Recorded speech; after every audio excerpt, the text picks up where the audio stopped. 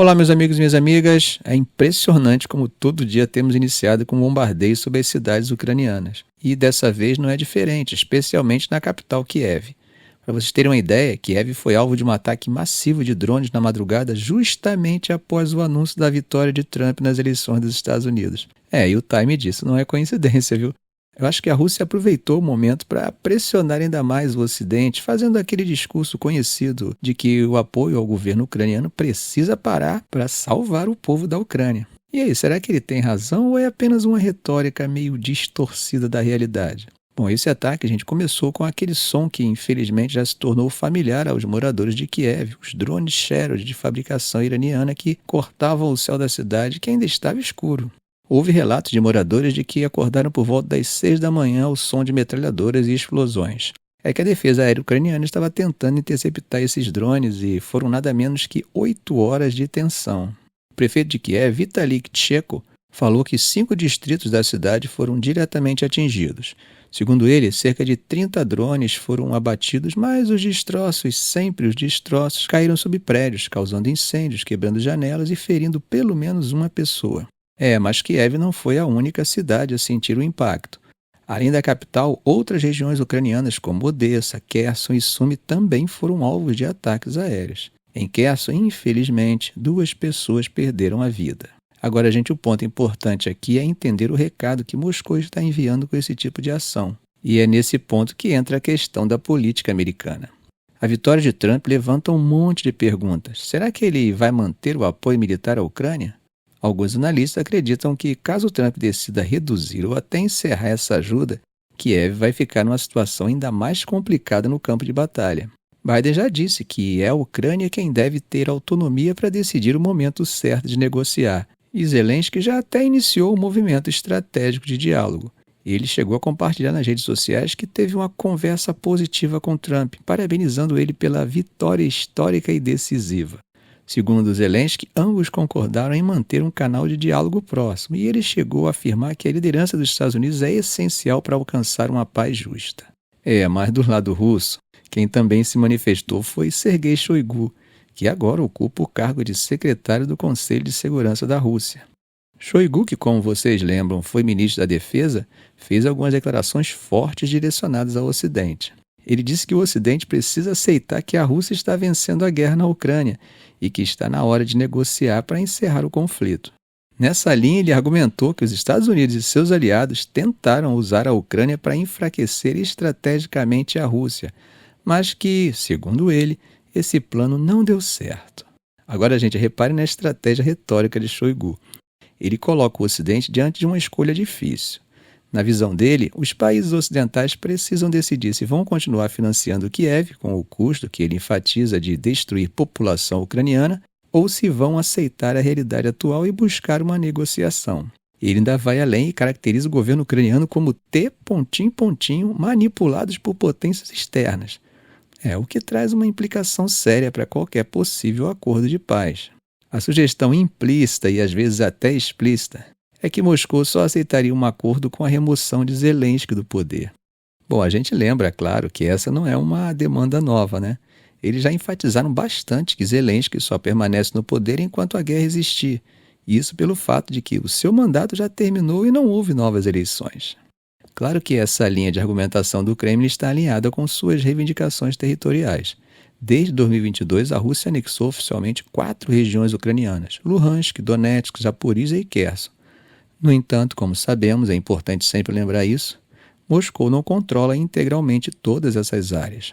Só como exemplo, apenas Luhansk está totalmente sob controle russo. Isso acaba indicando que em qualquer negociação futura, a Rússia provavelmente vai exigir concessões adicionais. E talvez o ponto mais importante de todos para Moscou, a garantia de que a Ucrânia permaneça fora da OTAN. Agora, do lado ucraniano, Zelensky fez uma jogada diplomática importante ao visitar a Hungria. A reunião aconteceu durante uma cúpula da Comunidade Europeia e Zelensky teve a chance de dialogar diretamente com o primeiro-ministro húngaro Viktor Orbán. Tem uma postura considerada pró-Kremlin e com Charles Michel, o presidente do Conselho Europeu. Esse movimento de Zelensky é uma tentativa clara de fortalecer os laços da Ucrânia com a União Europeia, principalmente no momento em que o apoio dos Estados Unidos pode se tornar menos garantido sob a administração de Trump. Afinal, se o novo governo americano realmente decidir reduzir o apoio, a Ucrânia vai precisar reforçar seus vínculos com os aliados europeus para não perder força na sua defesa. E como eu disse ontem, a Europa não tem condições nem financeiras nem políticas de arcar sozinha com os investimentos necessários para manter essa guerra de desgaste. No entanto, gente, no curtíssimo prazo, talvez a Ucrânia ainda possa ter alguma esperança. Bom, eu digo isso pelo fato de que, faltando pouco tempo para Biden deixar o cargo, ele planeja enviar bilhões de dólares em assistência de segurança para a Ucrânia. A ideia é simples e direta: garantir que o governo ucraniano esteja na posição mais forte possível antes que Donald Trump assuma a presidência em 20 de janeiro. Agora, vocês devem estar se perguntando, por que essa pressa toda? Não é novidade para ninguém que Trump tem sido um crítico feroz da ajuda que Biden envia à Ucrânia. Isso gerou um receio enorme sobre o futuro desse apoio, especialmente se levarmos em conta que a Casa Branca, o Senado e possivelmente a Câmara dos Representantes estarão sob controle republicano. É uma daquelas mudanças de cenário que fortalece o poder pessoal de Trump. Desde janeiro de 2023, a Câmara tem sido controlada pelos republicanos, mas após as eleições de terça-feira, ainda não sabemos ao certo se eles mantiveram essa vantagem ou se os democratas conseguiram recuperar uma pequena maioria. E isso importa? Com certeza. A última vez que a Câmara controlada pelos republicanos aprovou ajuda militar para a Ucrânia foi em abril desse ano, quando Biden solicitou mais recursos. Curiosamente, essa ajuda só foi aprovada com o apoio de mais democratas do que republicanos. No momento, restam ainda 4,3 bilhões dessa autorização de transferência, além de outros 2,8 bilhões autorizados em medidas anteriores e mais 2 bilhões destinados à compra de novos armamentos diretamente da indústria. Ao todo, gente, são 9 bilhões em assistência militar, o que seria um reforço e tanto para as forças ucranianas nesse momento crítico em que eles estão vivendo. Agora vamos abrir um parênteses só para falar dos armamentos envolvidos nisso. A ajuda inclui munições e armas antitanque, como os conhecidos mísseis Javelin da Lockheed Martin e da RTX, além de veículos terrestres e artilharia de 155 mm fabricado pela General Dynamics. E não podemos esquecer dos famosos foguetes GMLRS que são lançados pelos sistemas HIMARS e são bem úteis na linha de frente ucraniana. Mas será que esse apoio será mantido? É aí que a coisa complica. Alguns acreditam que, se Trump na Casa Branca tiver o Congresso dividido, novos pacotes de ajuda para a Ucrânia podem enfrentar bastante resistência. Scott Anderson, do Brookings Institution, comentou que haverá desafios sérios quando surgir a necessidade de financiamento adicional para a Ucrânia. E parece que a liderança do Senado evitou comentar o assunto em uma coletiva, preferindo ficar apenas nos resultados eleitorais. Curiosamente, durante a campanha, Trump não poupou declarações ousadas. Ele insiste que Putin jamais teria invadido a Ucrânia se ele estivesse no cargo e, numa dessas falas, afirmou que resolveria a situação em 24 horas. Agora, o que ele quer dizer com isso? Bem, ele já sugeriu em entrevistas anteriores que a Ucrânia talvez precise ceder território para alcançar um acordo de paz, uma ideia que, como sabemos, tanto Biden quanto o governo ucraniano rejeitaram.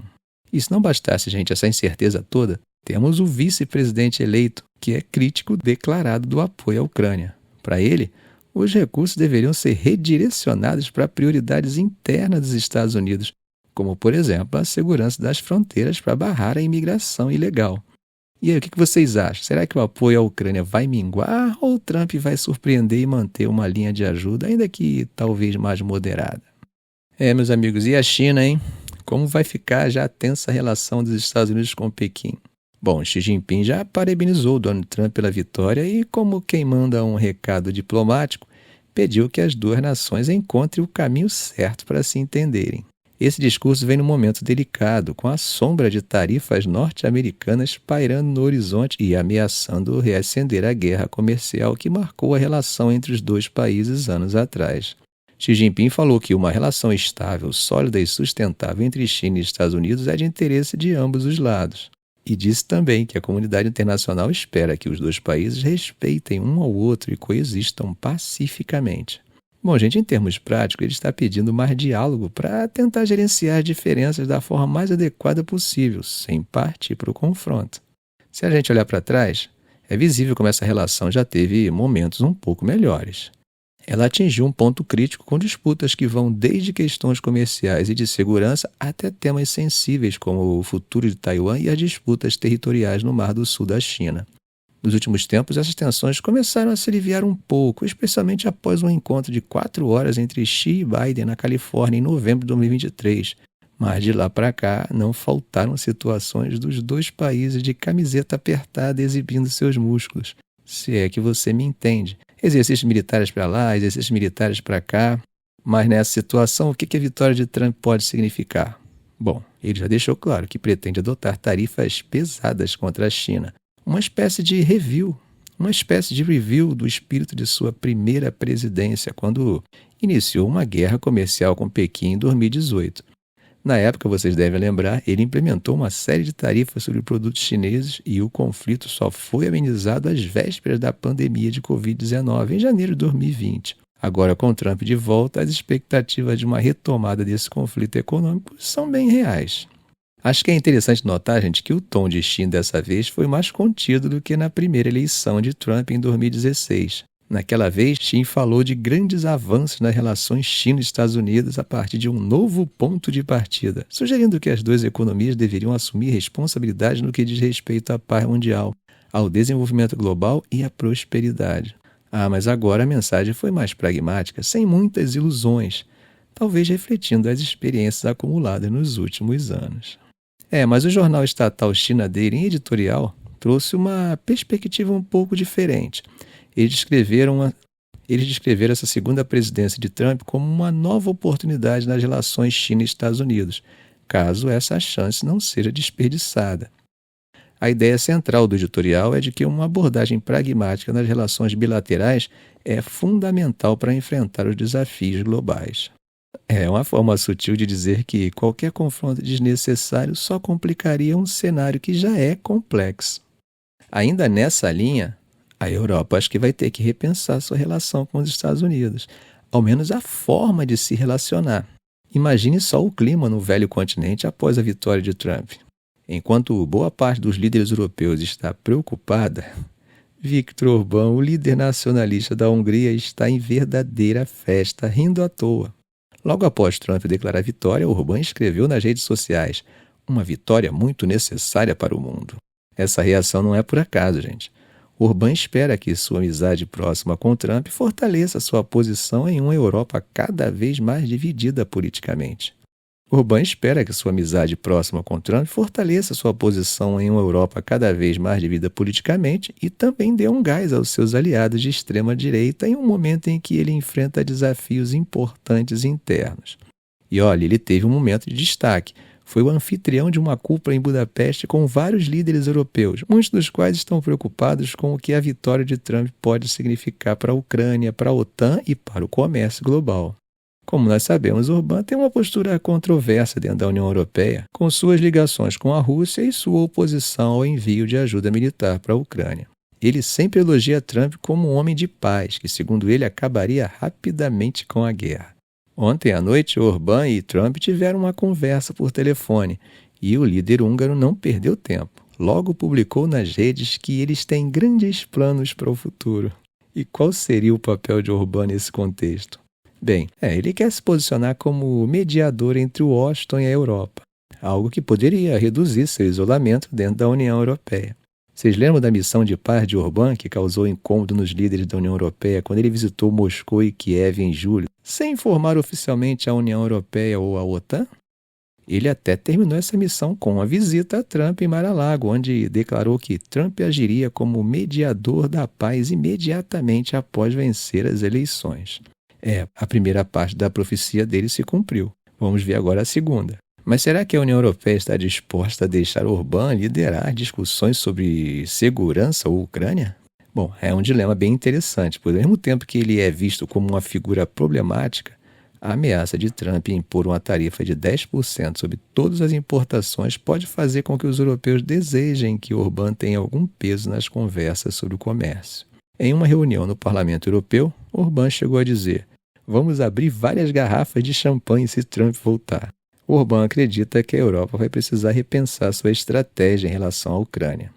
E Trump? Bem, Ele já disse que poderia acabar com a guerra em 24 horas, mas nunca deixou claro como faria isso. É aí que Orbán vê uma oportunidade. Ele quer ser visto como um negociador importante, alguém que, com essa nova era de Trump, pode ganhar muito mais influência.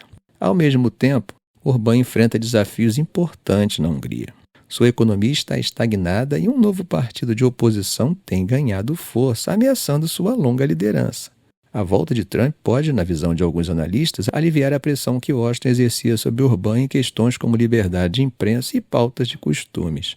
As relações entre Budapeste e Washington esfriaram sobre Biden, especialmente pelas ligações de Orbán com Moscou e pela demora em aprovar a entrada da Suécia na OTAN.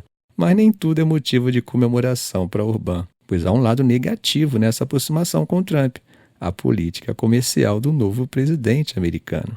Trump já prometeu tarifas de 10% sobre importações de todos os países e de 60% para produtos vindos da China.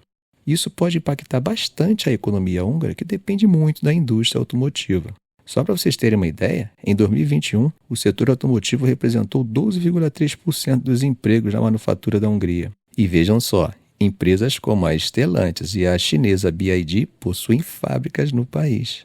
Peter Virovax, economista da ING, comentou que essa nova era Trump 2.0 pode trazer sérios problemas para a indústria europeia, e Orbán sabe disso. Ele está em uma posição bem delicada, tentando equilibrar seus planos com as possíveis consequências econômicas das políticas de Trump. Mas ser amigo de quem taxa pode trazer mais vantagens do que não ser. Ficamos por aqui. Se esse vídeo foi útil para você, faça um comentário, compartilhe em suas redes sociais, dê um like. E é claro, se ainda não for inscrito, inscreva-se no canal e ative o sininho para não perder os próximos vídeos. Ok, gente? Um grande abraço do professor Arão Alves.